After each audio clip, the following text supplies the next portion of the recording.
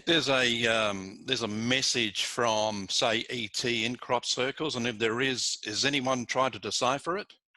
Well, there are many people, and I would say I may not be an expert on that particular topic, but there have been some perplexing formations. Certainly, there has been a code that was identical or very similar to a code that Carl Sagan came up with, that we sent into space in Arecibo in 1975, actually, as a publicity stunt to try to get attention to what Arecibo was doing and maybe even raise money. So we created this binary code of the shape of Arecibo, the number of planets in our solar system, the size of our human body, what our genetic structure is made out of, what's called punch, our chemical makeup inside our physical bodies, our population, our number counting system. It was like a structured code, and it had a pattern to it.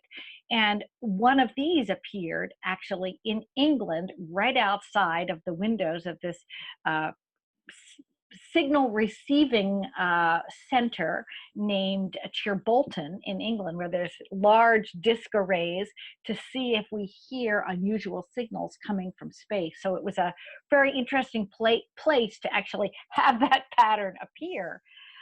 Paul Vigay was a researcher at the time. We have since lost him, unfortunately, under mysterious circumstances. But Paul was the one who finally decoded it, because when you were on the ground, you really couldn't figure out what it was. And in those days, we didn't have drones, so we were flying helicopters to kind of get pictures of things to understand them. So many people thought, oh, that's a definite sign, and there's somebody definitely trying to communicate with us. These are messages. There are other formations have appeared where there's an alien face holding a disc, which Paul Vigay also translated, and it had a very clear message, like beware of false promises.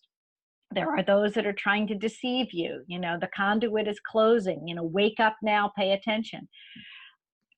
Who knows if those are an intelligent species trying to communicate with us, or if this isn't some type of scalar wave technology that can be used for defense, and it's instead turned onto specific areas of the crop, and quick impressions are dropped down into the crop with some type of scalar wave, or if it's not actually an opposite process. Through my research, I think that what's actually happening is energy is often drawn up out of the ground rather than something impressed down. It appears to us that the crop is laid down and something has pressed it or ironed it or steamed it, right, or shocked it down, weakening the crop. But it literally could be an energy signature, and it's some type of energy signature that's being drawn powerfully up from under the ground, because many of these areas are limestone, water aquifers, green sand aquifers. They have high electrical charge, certainly in the summer.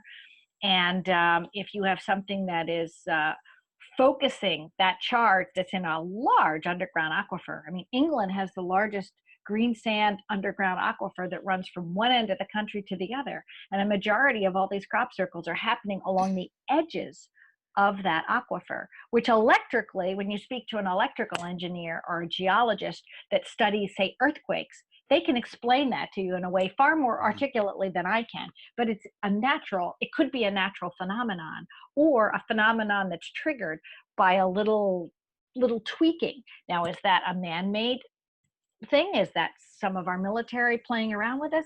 Is that ET using a natural occurring electrical phenomenon that they can quickly manipulate? Yep. I have no idea. I've never had an ET land in my yard and tell me, no. Right? So I'm left with this big question, and I go out and speak to groups like the Rotary group, right? If I show up and say, yes, ET's giving us a message, they're just going to laugh me out the back door and say, well, thanks for coming. But there's so much to these odd phenomenon of UFOs appearing, of course, and odd phenomenon and signs in the ground like crop circles. I want to take people into a journey of exploration, and I need to stay very grounded. And I have a science background, so when I present I give them the facts and let them decide what they think. I Mhm. don't try to put ideas in their mind and tell them this is definitely ET communicating with us. There's no way I could prove that. Well, the message in Signs, of course, was a malevolent one. They were bad aliens. So, but so far, so good with us. We haven't seen that. Right. That film was done very near where I live, and where a good friend, Linda Howe, was living at the time, too. Yes. Okay.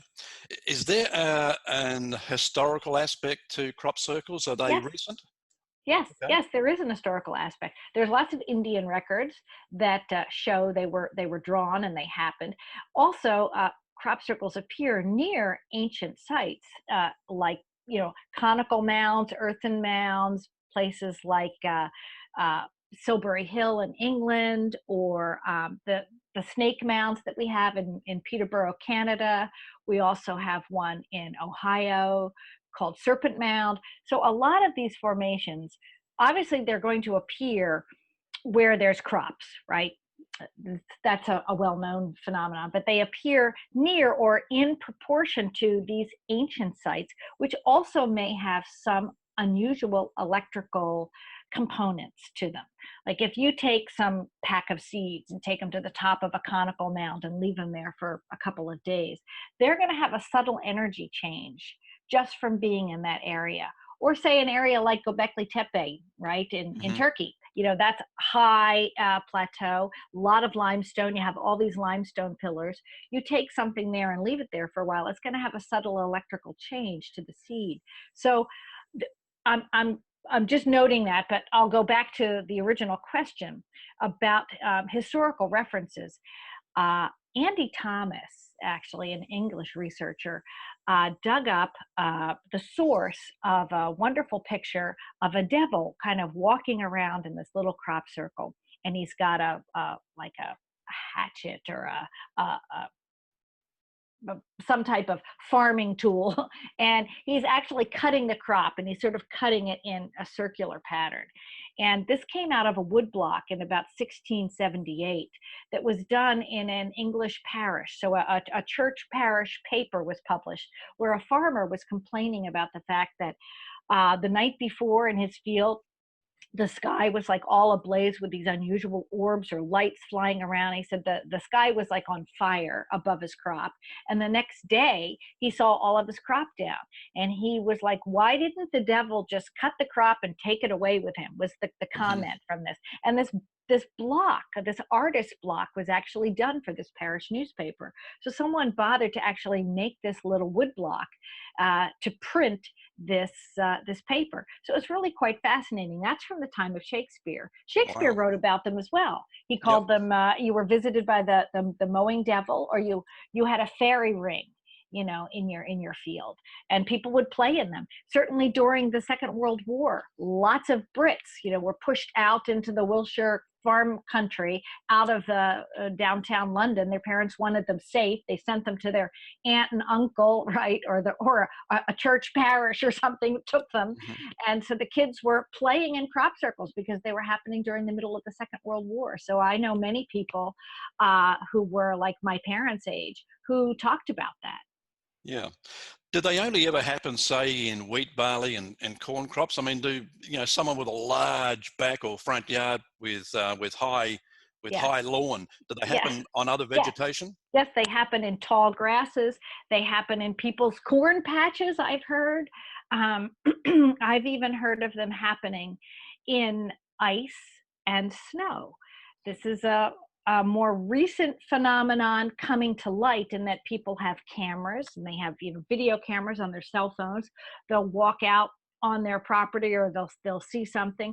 I've heard of literally ice rings being melted and people coming upon them and having them spin. And there's lots of video of that out there now. There's even one on the Charles River in Boston. Somebody was standing on the bridge. There was a thin sheet of ice with some snow on top of it. So the ice was almost too thin to walk on. And there was this clearly cut melted ring that was, wide, and Hmm. sometimes the melted rings are quite wide. It's almost like a funnel or cone has melted the ice. And when you study plasma energy, I've spent a year going through Anthony Peratt's book called The Physics of Plasmas, and you see how plasmas function and operate, sometimes even together. You can see these sheath-like plasma cones, sometimes nested one inside another, that have high, fast-moving electrons in different directions with different power forces. It makes you think that, okay, maybe this is some type of scalar wave or plasma activity that's being manipulated. And of course, a water situation is much like an underground aquifer, right? Where Hmm. you have water moving, you have electrons being stripped. So you have a very volatile or highly electrical situation, which can react quickly. So I'm not surprised that we're seeing ice rings.